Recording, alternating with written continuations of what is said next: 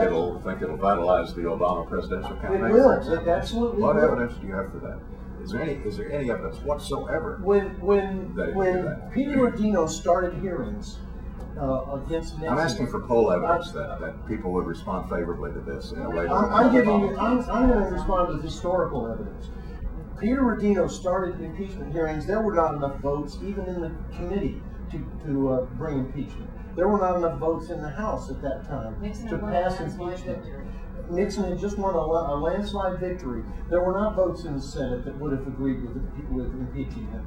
They would not have convicted him when the hearing started. By the time the evidence started coming out and people started seeing the real facts, the stuff right in front of their faces, it swung the entire country.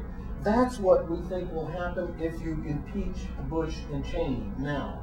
The information is so overwhelming, it is so powerful that it will change the entire atmosphere, and it will help Obama get elected, or whoever else is the Democratic nominee. It will help swing both houses further into the Democratic column, and it will change the entire dynamics of the political spectrum that we're looking at right now. My perception is that that so much energy is going into this impeachment movement that it is taking away from the day-to-day battles where we need your help.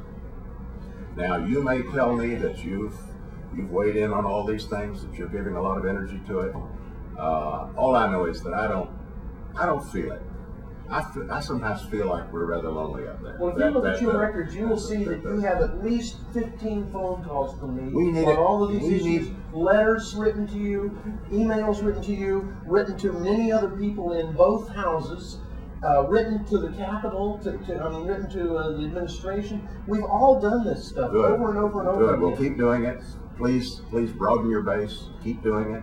All I can tell you is that it's hard to find one vote that's been changed on Iraq. That's extremely frustrating. I know it is to you too. All the more reason to have impeachment. Well, the efforts that are being made out there aren't adding up to the kind of pressure we need for our colleagues to feel. Well, I agree with that. And that's I would say that's a common problem that we have, and we ought to. I would assume we could discuss it rationally. That there needs to be a more targeted, more effective effort to move these things. We've already said this about several times, but the total bottom line, I haven't heard it at all. We need your help. What help do you need? We need the switchboards to be flooded on FISA. I mean flooded. And I don't just mean coming to guys like me who are reasonably friendly congressmen, but I'm talking about, I'm talking, you know who I'm talking about. I'm talking about just overwhelming uprising of citizen outrage. Mr. Price, I'm answering a question. I'm talking about an uprising of citizen outrage about the torture issue and Congress's, what was settled for. And some Democrats are implicated in this, I grant. What was settled for under the cover that John McCain provided a year ago. I'm talking about an uprising.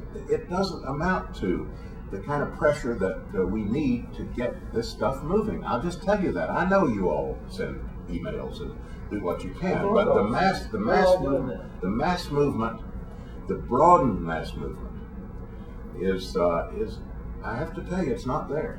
Now, the presidential election gives me hope. The presidential election gives me hope because I do think people are being activated and people are getting involved in this who haven't been activated before, and I think a lot of people see that as the way we're going to bring about change, and I hope it turns out that way. But I'm just telling you, in the meantime, there are desperate battles, and I've named 10 of them, desperate battles going on in the Congress where we are not seeing the support from home and the pressure from home that we need to see to be successful. Mr. Price, on that point, when you're saying you need the mass movement, okay, you're the authority in this room on the Hill. We respect that. We're the authority on the street. We talk to for every name that's on those petitions, there were 10 people who said, "Oh, they're not going to do anything. It's off the table." So you will see an uprising. You will see a demand that will just give you chills, and you'll be so proud of your constituents if you will show, "We need your help. Let's work together." All of those 10 points. On most of them, you keep running into the shield of executive privilege. You're not getting answers. You're not getting responses.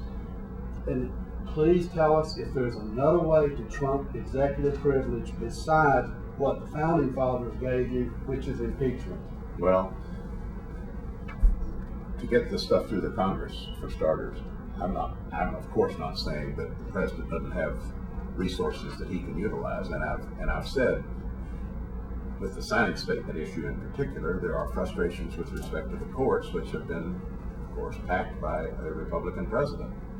So there are frustrations, and there are difficulties, and there are obstacles based on what kind of resources the president can muster. But I tell you, a lot of these things, we're not even testing the president. We're not getting past 40 Republicans in the Senate.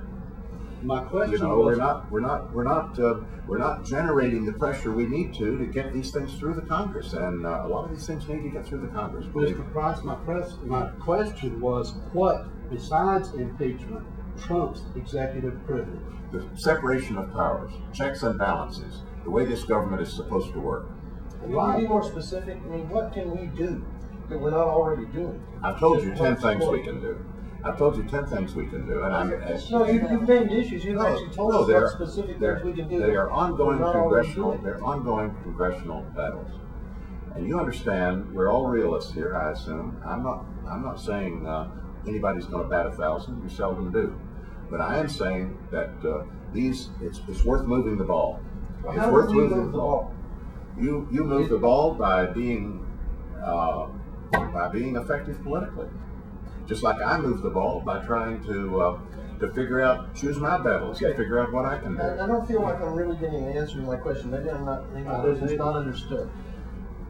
I call the Hill probably at least twice a week, and sometimes 3 or 4 times a day, and talk to the various offices of people who are involved in working on these things. Good for you. I send emails when prompted by Move On and People of the American Way, and you just name it. I always send out those emails. I talk to anybody who will listen.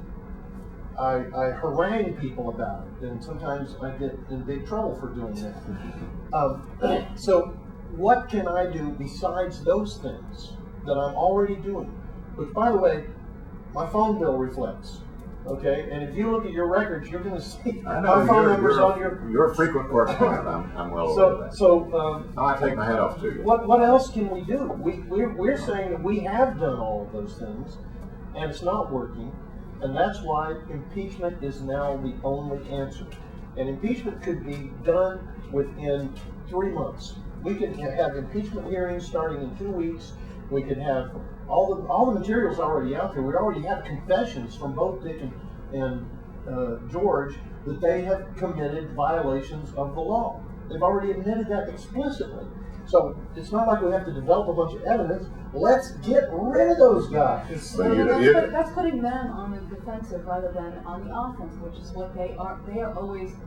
The Congress is always the ones on the defensive. For once, I want to see when all this stuff comes out, is exposed into the air about the things that Dick Cheney has done. I want to see the Republican Congress people have to defend him for once. Well, let's